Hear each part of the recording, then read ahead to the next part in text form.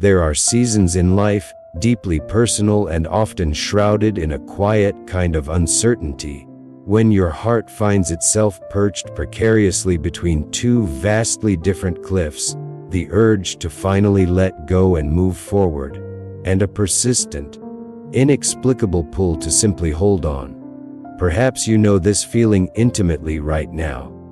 Your mind may be a whirlwind of thoughts, questions swirling like dust motes in a shaft of light, each one asking, is this hope real, or am I just clinging to a ghost? Your soul might feel weary from the internal debate, tired from wrestling with what feels right versus what feels possible.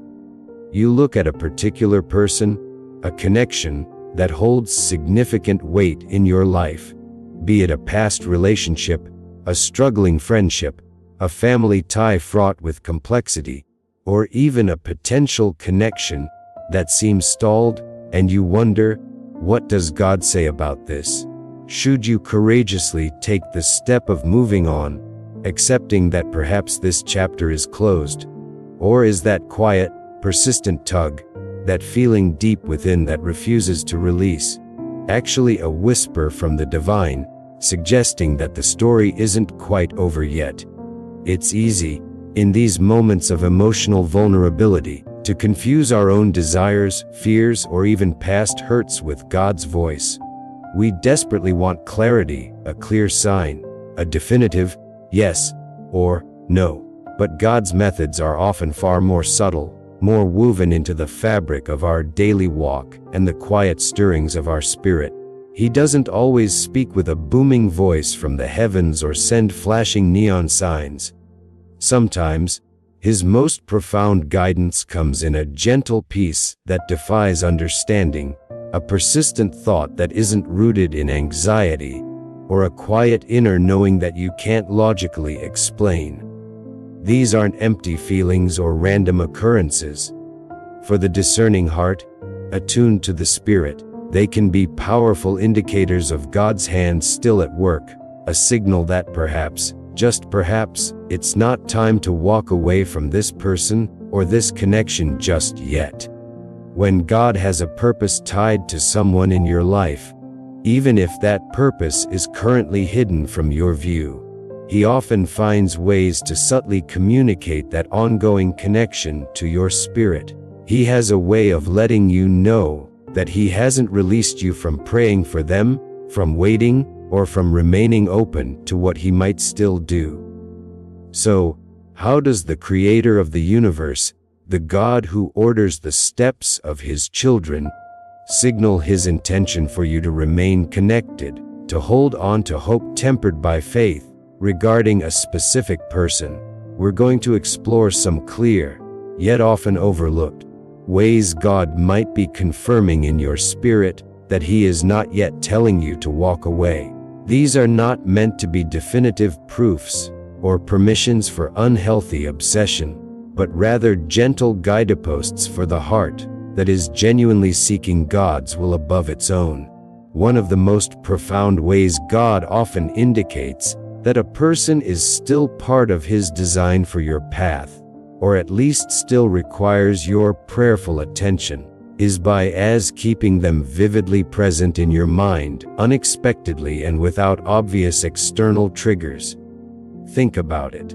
You're going about your day, perhaps focused on work, enjoying a moment of peace, praying about entirely different matters, or simply resting. Suddenly, their face, their name, or an awareness of their presence just appears in your thoughts. It doesn't happen because you heard a song that reminded you of them, saw a place you used to frequent together, or scrolled past something online connected to them. It arises spontaneously, often when you are quiet and receptive, perhaps even while you are intentionally seeking God's face or His direction in other areas of your life. This isn't your mind simply wandering back to a familiar topic. When God orders your steps, as Psalm 37:23 reminds us, the steps of a good man are ordered by the Lord, and He delights in His way. He also orders your thoughts, your convictions, and the divine appointments woven into your mental landscape. When this happens repeatedly, particularly during moments of spiritual reflection or prayer, it's rarely without reason.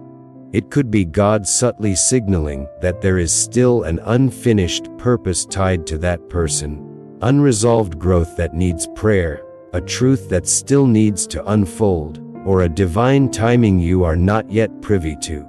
This kind of mental presence isn't driven by your effort to remember them, or an anxious attempt to figure things out. It has a different quality, a quiet weightiness you might find difficult to ignore, even if you try. You might initially brush it off, dismiss it as wishful thinking or lingering attachment. But if it keeps returning, gently, persistently, not with the clamor of obsession or the pain of past hurts, but with a soft, quiet insistence, pay attention. It's rooted not in emotional neediness, but in a spiritual connection that God Himself is maintaining. When God orders your steps, He orders your focus. And when a person continues to surface in your heart and mind during moments of spiritual clarity or peace, it's very possible that God is actively guiding your thoughts towards them for His purposes, rather than your emotions simply dragging you back to the past. This doesn't mean every random thought is a divine sign, but when these thoughts occur unexpectedly, lack an obvious external cause, and resonate with a sense of peace or a quiet spiritual prompt, they are worth prayerfully considering. Trust that God speaks in diverse ways, including through these quiet, internal reminders. He may be positioning your heart to be open to something He is preparing, or simply reminding you to keep them covered in prayer. A second powerful, and often deeply moving, sign that God may not be telling you to let go yet is severus, when He allows you to feel their pain or burdens in quiet moments, prompting you towards intercession.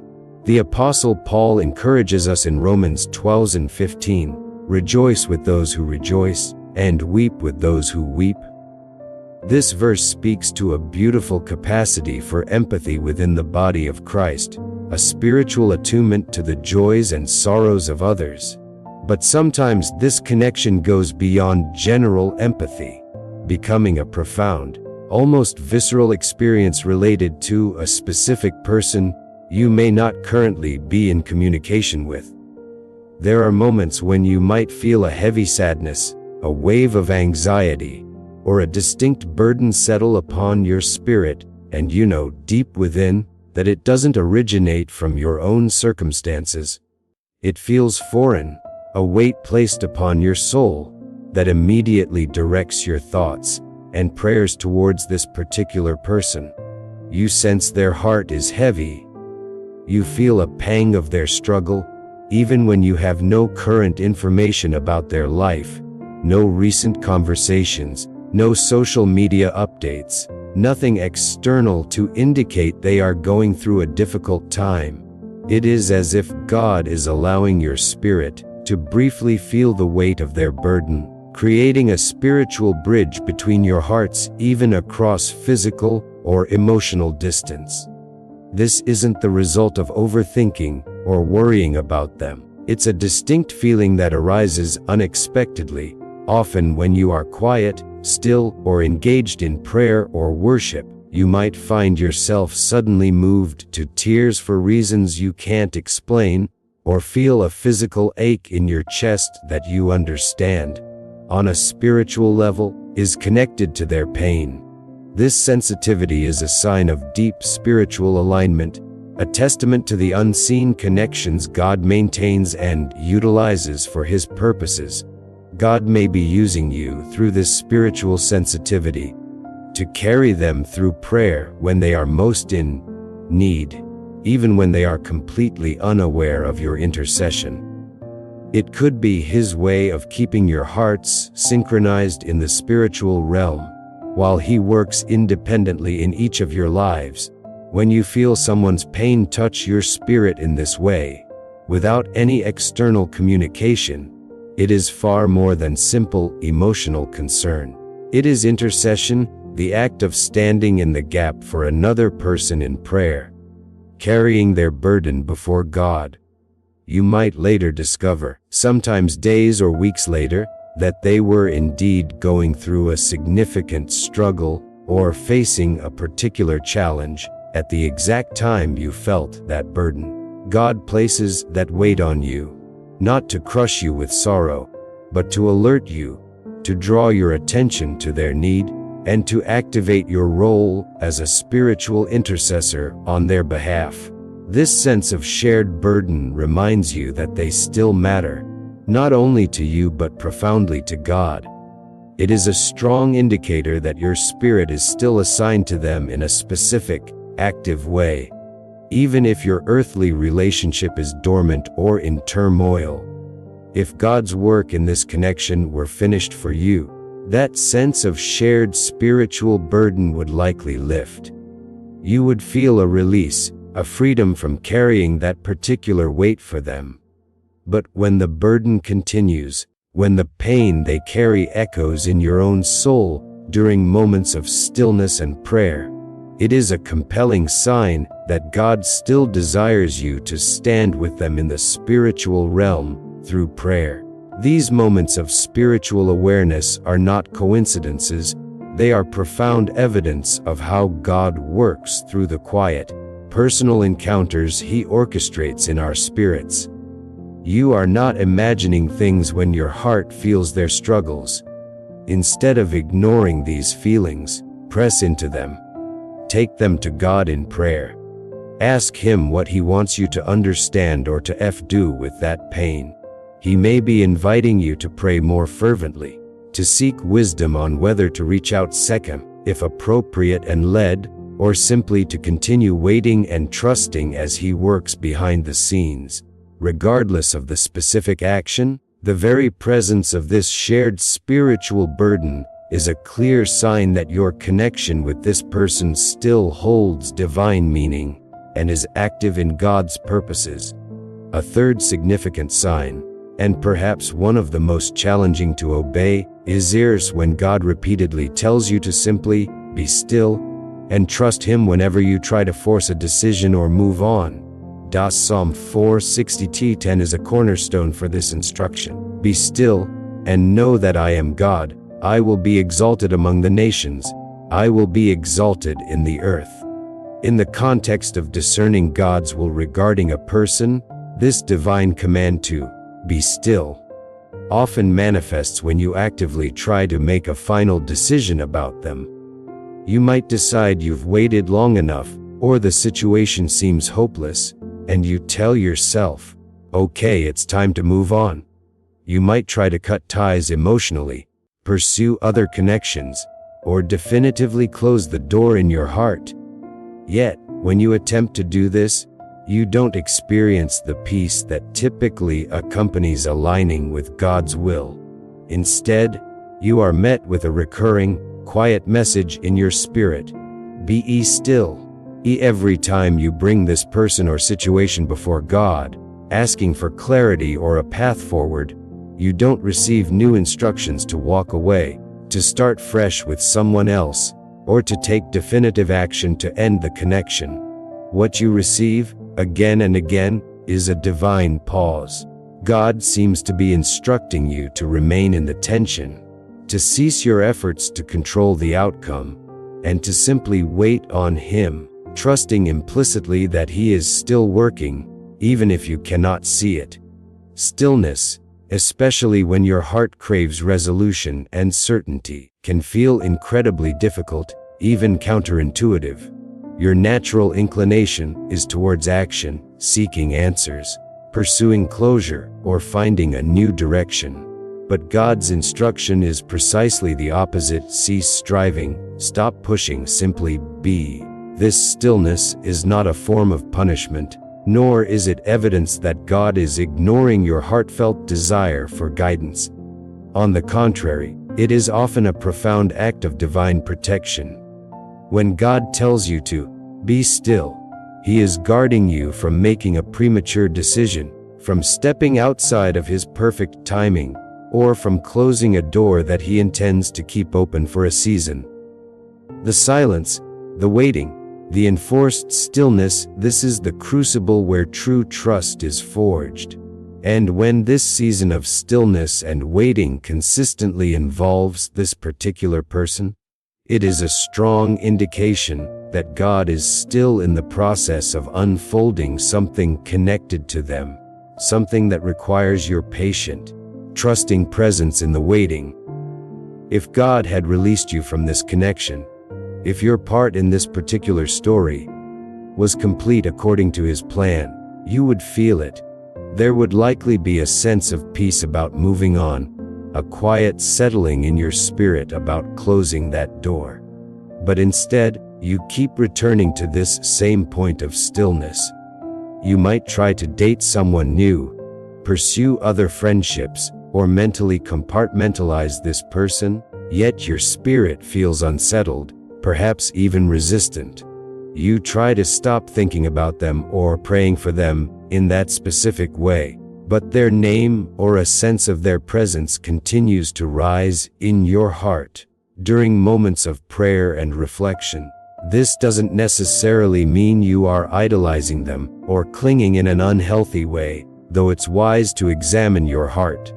It can, very powerfully, mean that God Himself has not yet dismissed them from His active plan concerning you. This level of spiritual delay, this repeated instruction to remain still, whenever you attempt to move decisively away, is often God's way of keeping a door open, a door that you may not currently understand the purpose of.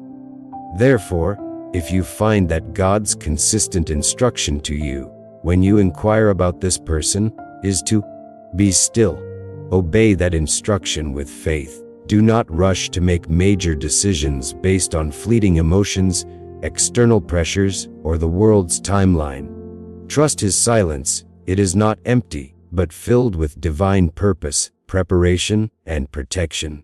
If God has not clearly told you to move forward in a new direction or explicitly given you the peace to walk away from this person, that very absence of a clear go or stop signal, coupled with the recurring command to be still, is a compelling sign that He is still actively working within the space of this connection, and your role in the waiting is precisely where He wants you to be. A fourth and distinct way God might be getting your attention, signaling that this person is still on His heart regarding you, is when He uses their name to catch your attention in unexpected, often recurring, key moments. Job 33:14 offers a profound truth about divine communication, for God may speak in one way, or in another, yet man does not perceive it.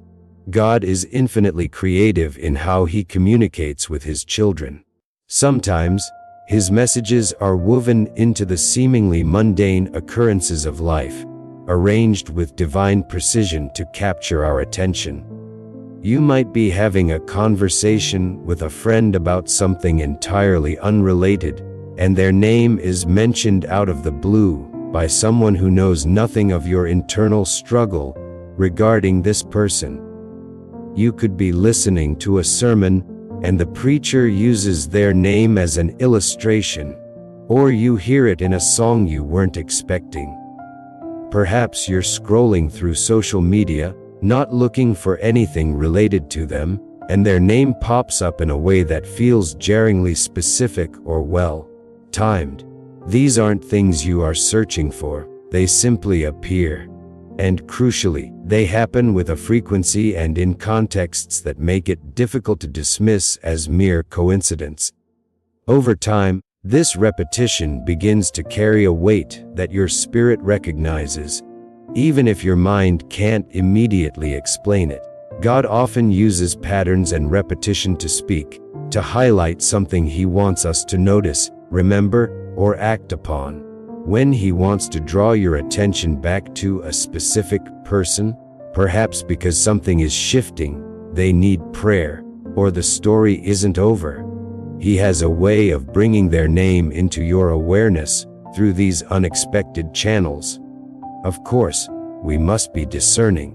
Not every instance of hearing a name is a sign from God. But when the timing feels too specific to ignore, when it happens during moments of prayer, reflection, or after you've specifically asked God for guidance, you need to pay attention. He isn't trying to confuse you.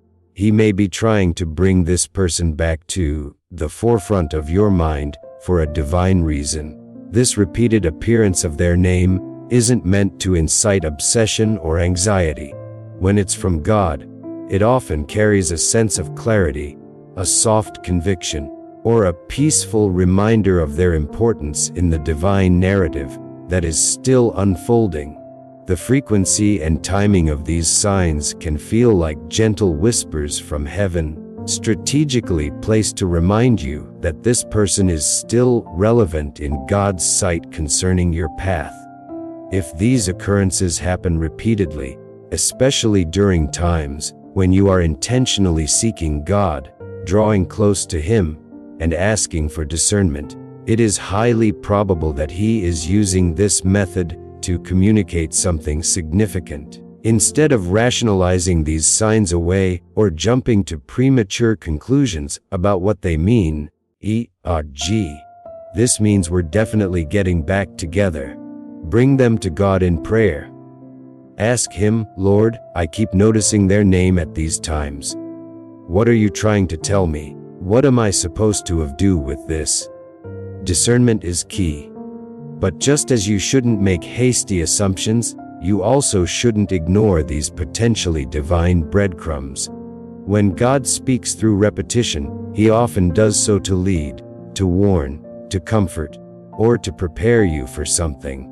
If someone's name keeps showing up in synchronistic, peaceful ways while you are diligently walking with God and seeking His will, it may very well be His loving, subtle way of telling you that this particular story, this connection, is not yet finished in His divine economy. Navigating the complexities of relationships, especially when they are uncertain, painful, or in a state of flux, requires immense faith, patience, and a deep reliance on God's wisdom. It is natural to crave resolution, to want the clear path forward, to know definitively whether to invest more prayer, hope, or energy, or to accept that it's time to heal and move on. But God's timing is rarely our timing, and His ways are higher than our ways. He sees the full picture, understands the purpose of every connection He allows in our lives, and knows precisely when a chapter is truly closed, and when it is merely in a pause. If you are currently wrestling with this dilemma regarding a specific person, take heart. Your struggle is not uncommon. Many faithful individuals have stood on this very precipice, torn between holding on and letting go, seeking God's face for direction.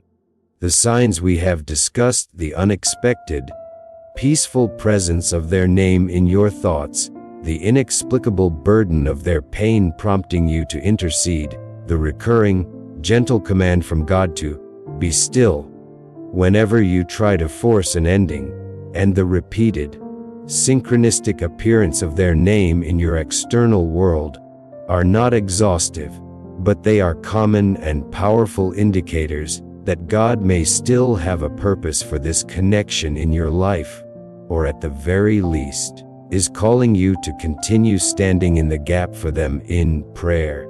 These signs are not mandates for unhealthy attachment or justification for ignoring red flags or boundaries where they are needed. Discernment always requires prayer, testing the spirits, measuring everything against the truth of Scripture, and seeking wise counsel when appropriate.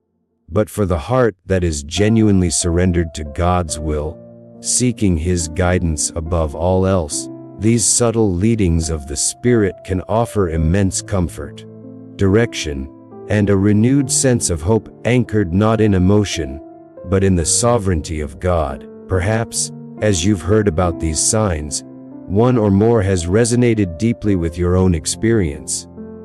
That quiet tug, that recurring thought, that inexplicable burden for prayer, That persistent instruction to be still, that repeated appearance of a name, if these sound familiar, take them as a serious invitation to press deeper into prayer and discernment. Ask God specifically about these experiences. Lord, is this you? Are you confirming that you want me to continue holding on in faith regarding this person? What is the purpose of this season of waiting or this burden of prayer? Remember, waiting on God is not passive idleness. It is an active posture of faith, trust, and obedience. It means continuing to seek Him, continuing to grow in your relationship with Him, continuing to pray for this person as the Spirit leads, and continuing to trust that His plan is perfect, even when the path forward is unclear. If God is telling you to be still, then your obedience is found in stillness. If He is placing a burden for prayer on your heart, your obedience is found in intercession. If He is bringing their name to your mind, your obedience is found in paying attention and asking Him why. Holding on, in the way God might be calling you to, isn't about desperately clinging to what you want. It's about trustfully remaining open to what God might want, even if it looks different from your expectations.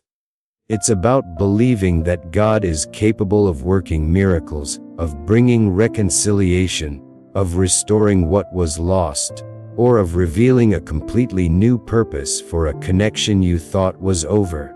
It's about resting in the knowledge that His plan for you is good, and His timing is perfect. If these signs resonate with you, perhaps God is simply asking you to hold on to the faith in Him regarding this situation, to trust that He is weaving a tapestry you cannot yet see, and that your role in the waiting is just as crucial as any future action might be. So, if your heart is torn, if doubt lingers, but that quiet tug persists, pray, discern. Look for these subtle, spiritual signs that God might be saying, "Not yet." Don't give up on trusting me in this situation. There is still something I am doing, something I am unfolding, and I need you to remain right where you are, trusting in my perfect plan.